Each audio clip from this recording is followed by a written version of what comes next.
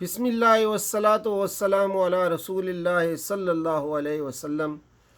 سورہ الصافات آیات 75 سے 113 لیے دورہ قرآن میں حاضر خدمت ہیں۔ ارشاد باری تعالیٰ ہے، اعوذ باللہ من الشیطان الرجیم، بسم اللہ الرحمن الرحیم۔ وَلَقَدْ نَادَانَا نُوحٌ فَلَنِعْمَ الْمُجِيبُونَ وَنَجَّيْنَاهُ وَأَهْلَهُ مِنَ الْكَرْبِ الْعَظِيمِ وَجَعَلْنَا ذُرِّيَّتَهُ هُمُ الْبَاقِينَ وَتَرَكْنَا عَلَيْهِ فِي الْآخِرِينَ۔ صدق اللہ العظیم۔ رب اشرح لی صدری ویسر لی امری واحلل عقدۃ من لسانی یفقہوا قولی۔ اللہم ارنا الحق حقا وارزقنا اتباعہ وارنا الباطل باطلا وارزقنا اجتنابہ، آمین یا رب العالمین۔ پچھلی آیت میں تذکرہ کیا گیا تھا کہ ہم نے پہلی امتوں کے پاس بھی ڈرانے والے پیغمبر بھیجے تھے، لیکن اکثر لوگوں نے ان کی بات نہیں مانی، اس لیے ان کا انجام بہت برا ہوا۔ اب یہاں اسی اجمال کی کچھ تفصیل بیان کی جا رہی ہے۔ اس ضمن میں کئی انبیاء علیہ السلام کے واقعات بیان کیے گئے ہیں۔ اکثر مفسرین کے قول کے مطابق اس سے مراد حضرت نوح علیہ السلام کی وہ دعا ہے جو سورہ نوح میں مذکور ہے، وَلَقَدْ نَادَانَا نُوحٌ، جو سورہ نوح میں مذکور ہے، اور ہم نے بعد کی نسلوں میں اس کی تعریف اور توصیف چھوڑ دی۔ وَتَرَكْنَا عَلَيْهِ فِي الْآخِرِينَ، یعنی حضرت نوح علیہ السلام کے بعد جو لوگ پیدا ہوئے ان کی نظر میں حضرت نوح علیہ السلام کو ایسا معزز اور مکرم بنا دیا کہ وہ قیامت تک آپ کے لیے سلامتی کی دعا کرتے رہیں گے۔ اور نوح علیہ السلام کے طریقے پر چلنے والا ابراہیم علیہ السلام تھا۔ اس واقعہ میں صرف کفار قریش کے لیے سبق نہیں جو حضرت ابراہیم علیہ السلام کے ساتھ اپنے نسبتی تعلق پر فخر کرتے تھے، بلکہ ان مسلمانوں کے لیے بھی سبق تھا جو اللہ اور اس کے رسول پر ایمان لائے تھے۔ یہ واقعہ سنا کر ان کو بتا دیا گیا ہے کہ اسلام کی حقیقت اور اس کی اصل روح کیا ہے، اور اسے اپنا دین بنا لینے کے بعد ایک مومن صادق کو کس طرح اللہ کی رضا پر اپنا سب کچھ قربان کر دینے کے لیے تیار ہو جانا چاہیے۔ جب وہ اپنے رب کے حضور قلب سلیم یعنی صاف دل لے کر آئے، صاف دل کی قید لگا کر اشارہ کر دیا گیا کہ اللہ کی کوئی بھی عبادت اس وقت تک قابل قبول نہیں ہے جب تک عبادت کرنے والے کا دل غلط عقیدوں اور برے جذبات سے پاک نہ ہو۔ اگر غلط عقیدے کے ساتھ کوئی عبادت کی جائے تو خواہ عبادت گزارنے اس میں کتنی محنت اٹھائی ہو، وہ قابل قبول نہیں ہے۔ اس طرح عبادت کرنے والے کا اصل مقصد اللہ کی خوشنودی حاصل کرنے کی بجائے دکھاوا ہو یا کوئی مادی منفعت ہو تو وہ عبادت قابل تعریف نہیں ہے۔ کیا اللہ کو چھوڑ کر جھوٹ گڑے ہوئے معبود چاہتے ہو؟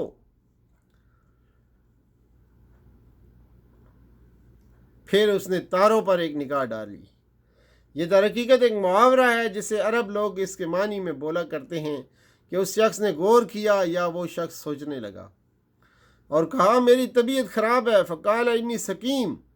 سقیم کا لفظ مریض کے مقابلے میں بہت ہلکا ہے، اور اس کا مفہوم اس طرح کیا جا سکتا ہے کہ میری طبیعت ناساز ہے، یعنی اس سے مراد آپ علیہ السلام کی وہ طبعی ناسازی طبیعت اور انقباض تھا جو آپ کو اپنی قوم کی مشرکانہ حرکات دیکھ دیکھ کر پیدا ہو رہا تھا۔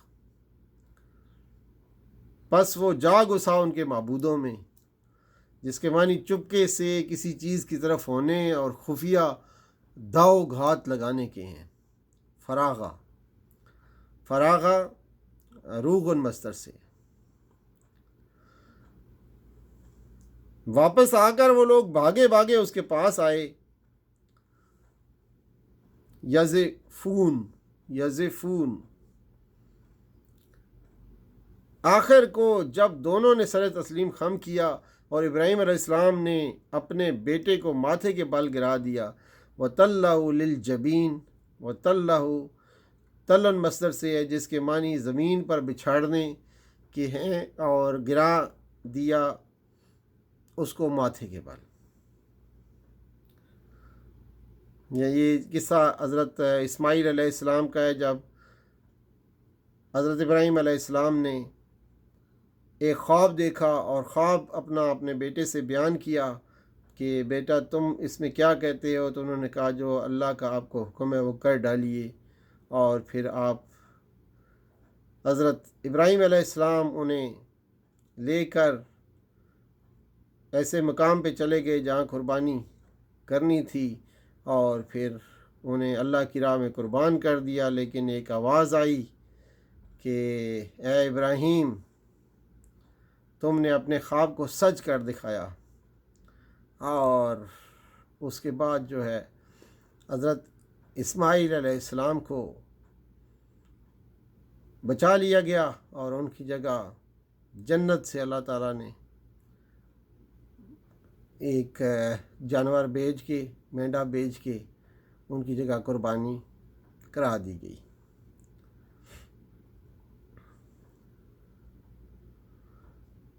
چنانچہ آتا ہے فَلَمَّا بَلَغَ مَعَهُ السَّعْيَ قال يا بني إني أرى في المنام أني أذبحك فانظر ماذا ترى قال يا أبت افعل ما تؤمر ستجدني إن شاء الله من الصابرين فلما أسلما وتله للجبين وناديناه أن يا إبراهيم قد صدقت الرؤيا إنا كذلك نجزي المحسنين إن هذا لهو البلاء المبين وفديناه بذبح عظيم وتركنا عليه في الآخرين سلام على إبراهيم كذلك نجزي المحسنين إنه من عبادنا المؤمنين وبشرناه بإسحاق نبيا من الصالحين وباركنا عليه وعلى إسحاق ومن ذريتهما محسن وظالم لنفسه مبين صدق اللہ العظیم وآخر دعوانا ان الحمد للہ رب العالمین وصلی اللہ تعالی علی خیر خلقہ محمد وعلی آلہ واصحابہ اجمعین برحمتک یا ارحم الراحمین۔